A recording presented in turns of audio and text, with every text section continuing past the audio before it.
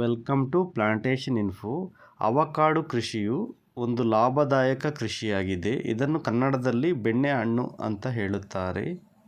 ಈ ಕೃಷಿಯಲ್ಲಿ ಕಡಿಮೆ ವೆಚ್ಚದಲ್ಲಿ ಹೆಚ್ಚಿನ ಲಾಭವನ್ನು ಪಡೆಯಬಹುದು.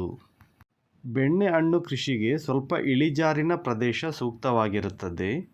ಸಮತಟ್ಟಾದ ಜಾಗದಲ್ಲಿ ಬೆಳೆಯುವವರು ಅಥವಾ ಹೆಚ್ಚು ಮಳೆ ಬೀಳುವ ಪ್ರದೇಶದಲ್ಲಿ ಬೆಳೆಯುವವರು ಇದರ ಬುಡಕ್ಕೆ ಮಳೆಗಾಲ ಶುರು ಆಗುವಾಗ ಮಣ್ಣನ್ನು ಕೊಟ್ಟು ಎತ್ತರ ಮಾಡಬೇಕು.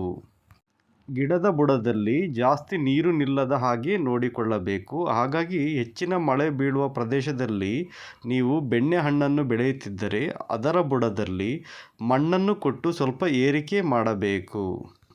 ಈ ರೀತಿ ಮಾಡೋದರಿಂದ ಗಿಡದ ಬುಡದಲ್ಲಿ ಹೆಚ್ಚಿನ ನೀರು ನಿಲ್ಲುವುದಿಲ್ಲ. ಬುಡದಲ್ಲಿ ನೀರಿನ ಅಂಶ ಜಾಸ್ತಿಯಾದರೆ ಕಾಯಿಗಳು ಉದುರಲು ಶುರು ಆಗುತ್ತದೆ.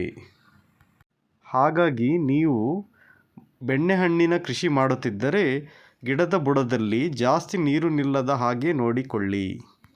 ಮಣ್ಣು ಕೊಡುವ ಮುಂಚೆ ಗೊಬ್ಬರವನ್ನು ಹಾಕಬೇಕೆಂದಿದ್ದರೆ ಗೊಬ್ಬರವನ್ನು ಹಾಕಿ ಆಮೇಲೆ ಮಣ್ಣನ್ನು ಕೊಡಬೇಕು. ಈ ವಿಡಿಯೋ ಇಷ್ಟ ಆದರೆ ಪ್ಲೀಸ್ ಲೈಕ್ ಮಾಡಿ. ಹಾಗೆ ಅಗ್ರಿಕಲ್ಚರ್ ಇನ್ಫಾರ್ಮೇಷನ್ಗೆ ನಮ್ಮ ಚಾನಲ್ ಸಬ್ಸ್ಕ್ರೈಬ್ ಮಾಡಿ. ಹಾಗೆ ನಮಗೆ ಸಪೋರ್ಟ್ ಮಾಡಿ. Thank you.